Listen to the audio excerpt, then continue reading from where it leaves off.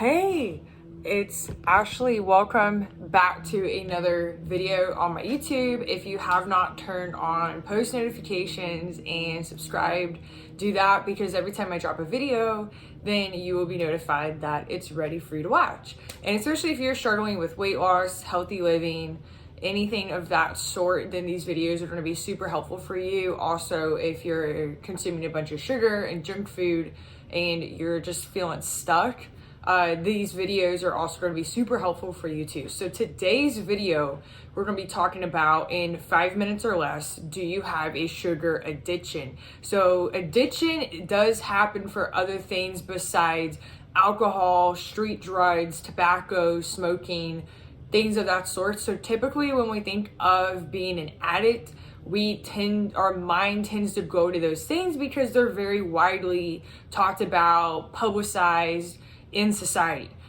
Sugar addiction, not so much. Obesity is very well known in America and around the world. However, sugar addiction itself is not very widely spoken on. It's not talked a lot at all. So the goal of this video is, if you are thinking about, do I have a sugar addiction? Do I not? This is going to help you be able to pinpoint that down one step further so you can implement action steps if you do. So if you have a sugar addiction, you typically have gone through something traumatic. Maybe it's losing a person in your life or a pet. It could be a divorce. It could be anything like an abusive relationship. It doesn't have to be a spouse, partner. It could be a family member, kid, co-worker, business partnership gone bad. It can be any type of relationship, okay?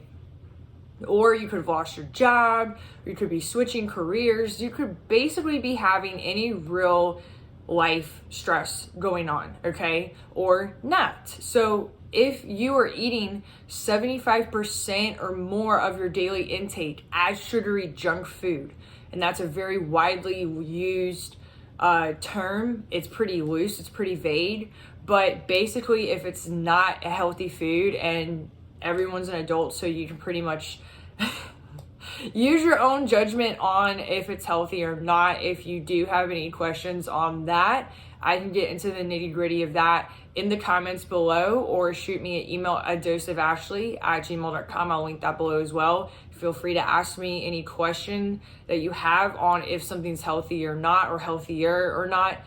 You are welcome to shoot me screenshots, anything like that, and I will be able to tell you what it is.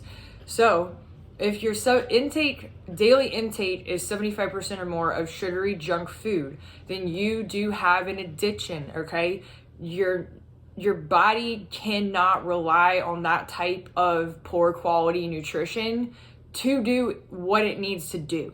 So you're probably experiencing things like fatigue, headaches, lack of wanting to get it on in bed. You're probably also just feeling like crap, sluggish. Your mind is having a hard time thinking, putting stuff together. Mind fog is a huge one. But what people see is the extra weight gain. So usually the extra weight gain is typically what people see right away, and then they think to themselves, oh, then all this other stuff is correlated and interrelated to the weight gain. So how do you tell if 75% of what you're eating or not is sugary junk food? My best advice is for you to keep a food diary, a food journal on your phone or on paper for 30 days. And then at the end of the 30 days, add up out of everything you ate per meal, was it sugary junk food or not, okay? And if you have something in there that is, then I would count that, okay? So count it, even if it's one out of something, because you're still intaking it and you're still drinking it, it's still there going into your body. So if you have like something healthy and then something sugary, then make sure you are tracking the sugar. And then you do simple division. So the total number of meals that you ate in the month, so it should be three meals a day. And then your total is going to go on the bottom, and then how many of those meals or snacks were sugary junk food on top. You just use a phone calculator to divide that out, it's going to give you a decimal to get it to a percent. You're going to move that decimal 2 places over to the right, okay? And that is going to give you your total. If you have any questions on converting it, or if you want to send me your food diary and go over on it on a call and have you see if working with me is an ideal fit for you or not, then I will link my Calendly below, answer the questions as accurately as you can and as honestly as you can, and then just shoot me an email or let me know right away on the call that you have already filled out a food diary and you want to share that with me, and then we can go from there and get the ball rolling that way. But I do need a little bit of background info on you and your situation, what's been going on, in order to best serve you on the call. So I'm Ashley Korf. This is how you can tell if you have a sugar addiction or not, and I hope this video was helpful for you if you're struggling with this. And please know there is hope. I'm a former sugar addict myself.